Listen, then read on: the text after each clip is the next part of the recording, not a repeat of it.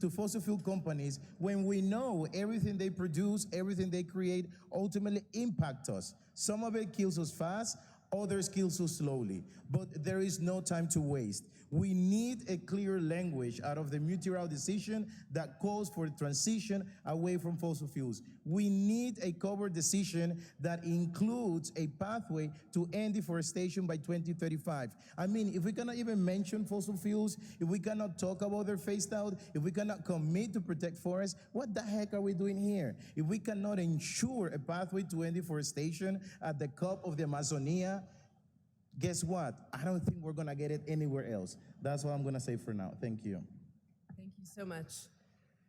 I would now like to hand the floor over to my colleague Lily Fuhr, who will present some new research and data to us and explain why this process and its accomplishments are in question because of a heavy presence of the fossil fuel industry in these halls. Thank you so much, Nikki. Hi. So I want to actually connect three storylines. The boom in energy-hungry AI infrastructure that is providing a lifeline to fossil fuels. That's the first story. The second one, that the fossil fuel industry's favorite excuse to delay the phase-out of oil and gas, carbon capture and storage.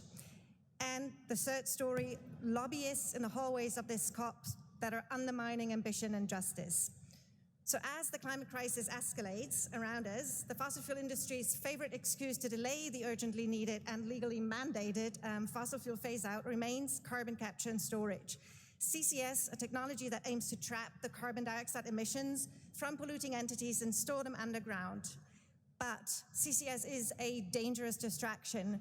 CCS prolongs fossil fuels. Most CCS is being used to produce more oil and gas, not to store it anywhere. What is clear is that carbon capture technologies cannot make fossil fuels clean. They keep them burning. They don't curb emissions, they really lock them in. Second, CCS is a proven failure. The majority of CCS projects fail and promised capture rates are never met.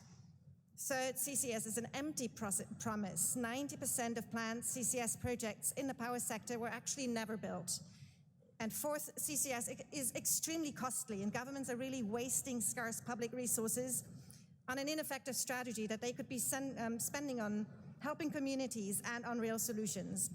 So the fossil fuel industry has been telling that CCS fairy tale for decades. That's an old story, but here's the new twist that we're hearing here.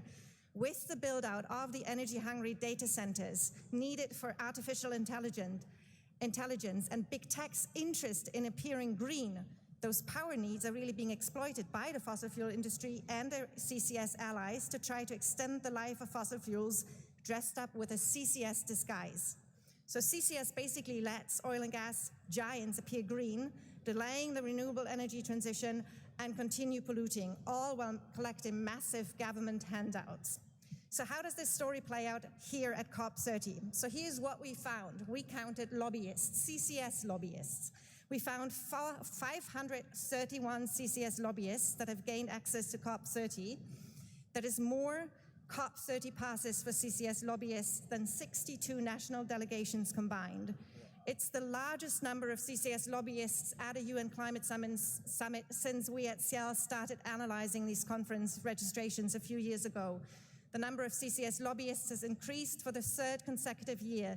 Last year at COP29 in Azerbaijan, we found 480, and at COP28 in Dubai, 475.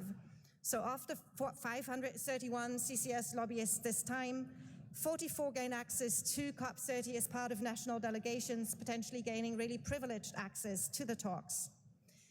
And CCS isn't the only dangerous distraction in town. In addition to CCS-ready fossil fuel projects, big tech companies and other big polluters are also promoting some really questionable and often highly speculative so-called carbon removal credits to offset and greenwash their emissions, fueling a big new wave of problematic carbon markets.